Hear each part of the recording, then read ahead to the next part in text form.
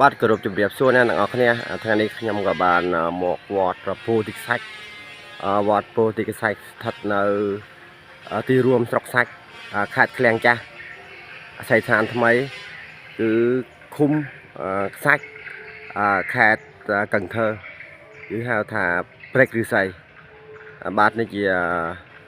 ការត្រៀមរៀបចំដើម្បីដំណាក់កាលឆ្នាំ2026យើងក៏ដឹងថាឆ្នាំ2025ក្រោយពេល9ឆ្នាំក៏បានឈប់សម្រាកវត្តពោធិសាច់ក៏បានចូលរួមពិធីបិណ្ឌអកអំបុកសំពះព្រះខែឆ្នាំ2025នៅឯឃ្លាំងក៏បានជ័យលាភីទូក8ទូកកម្លាំងបំផិតនៅខេត្តឃ្លាំង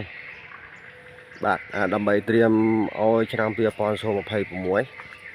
គណៈកម្មការនិងពុទ្ធបរិស័ទចំណុះជើងវត្តទាំងមូលក៏បានសាមគ្គីរួមមតិគ្នាដើម្បីកសាងទូកថ្មីបាទ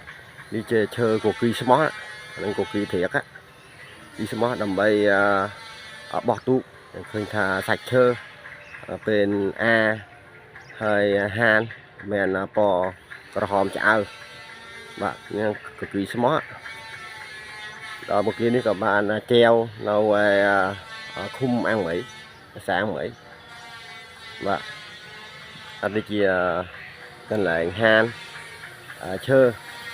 ខាងនោះជាងកំពុងតែកសាងទូកខ្នាតតូចគឺហៅថាខ្នាតមីនីបាទវត្តពោធិសាច់ជាវត្តខ្មែរមួយនៅកណ្ដាល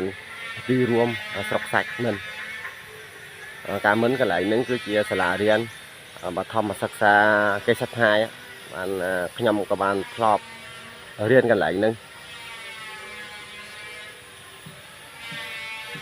កាលពីខ្ញុំរៀននៅកន្លែងហ្នឹងគឺឧបជាគឺគ្រូមើលនិងគ្រូយឺបាទយើងឃើញថាសាច់ឈើស្អាតរលោងកន្លែងនោះតម្កល់ប្រពុតសាសនាបាទនេះជាខាងសាច់ឈើខាងគាត់យើងឃើញថាស្អាតសុភាសិតខ្មែរយើងមានពាក្យថាគគីធន់នឹងទឹកបច្ចិតធន់នឹងដីគឺថាគគីវាជួយកាត់ទឹកពីព្រោះហេតុដូច្នេះហើយខ្មែរយើងធ្លាប់យកដំគគីដើម្បីបោះទូកដូចទូកងទូកនាំគ្រឿងអីវ៉ាន់ជាដើមគគីធន់នឹងទឹកបច្ចិតធន់នឹងដីដូចជាភាសាភាសាខ្មែរបានបន្សល់ទុកមកចំនួនឈើទាំងអស់គឺមាន2ដើមគគីដើម្បីបោះទូកឡើងកណ្ដាលអត់ប្រើដងសទួចឃើញថាទីធ្លាវត្តឥឡូវស្លាស់ស្លំស្អាត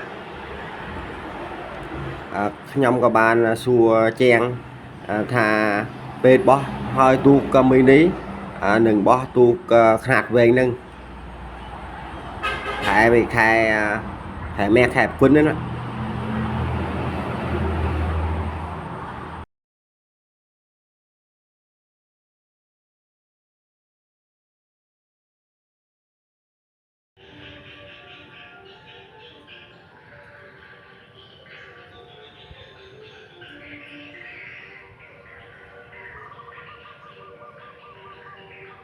សាច់ឈើខាងគាត់ណាដើម្បីធ្វើកុងក៏បានក្រាស់ស្មឹក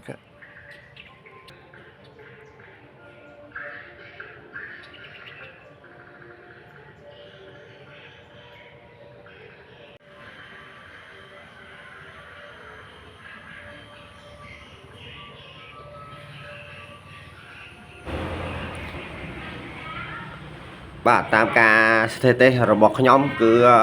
ពីការចូលរួមបិណ្ឌអុំទូកដល់ឥឡូវវត្តពោធិសាច់បោះបាន4ទូកទី1ឆ្នាំកៅជាង94 95បោះដោយលោកតាទេពនៅអាំងដិនទូកទី2ទី3 ទី4គឺបងយ៉ាន់យូបោះនៅឆ្នាំ2005និង2011ឆ្នាំ2025វត្តខ្សាច់ក៏បានជួសជុលឡើងដោយជាងព្រួយដល់ឆ្នាំ2026ជាងព្រួយក៏បោះទូកឡើងកដានេះដែរ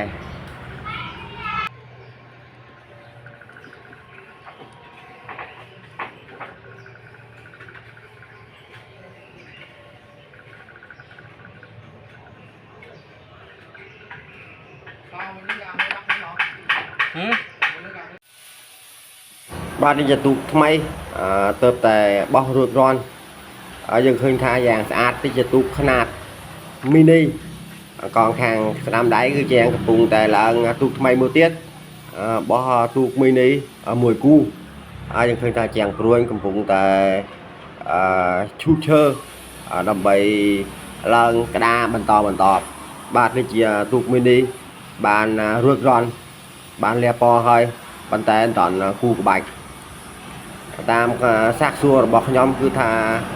បោះម្ដងពីទូកមួយគូមីនីក៏ខាងនោះជាងកំពុងតែធ្វើទូកលំខ្នាតតូចដើម្បីលំនេះជាសកម្មភាពជាងកំពុងតែកសាងទូកមីនីនៅវត្តពោធិកសាច់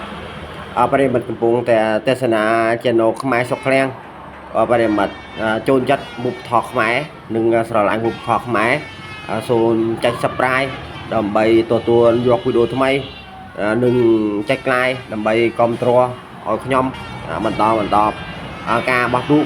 នៅនៃវត្តនៅខេត្តឃ្លាំងចាស់យើងបាទនេះជាងកំពុងតែឈូសតាមសម័យឥឡូវគឺថាប្រើម៉ាស៊ីនសัตว์ម៉ាស៊ីនឈូសម៉ាស៊ីនជាដើម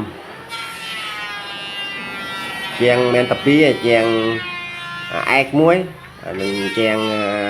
ពូនជាងមួយពូនជាងកំពុងតែឈូសនៅខាងជើងដៃនេះគឺជាងឯកជាងព្រួយជាងនេះត្រាំហើយក៏បានកែទូកវត្តសាច់ក៏បានថោសាក់លេខ8ទូកកម្លាំងផាត់នៅខេត្តតាឃ្លាំងយើងចាញ់តែទូកលេខ3ទេតែទូកគ្រូសំចាស់បាទអរគុណប្រិមត្តបានទស្សនាវីដេអូនេះ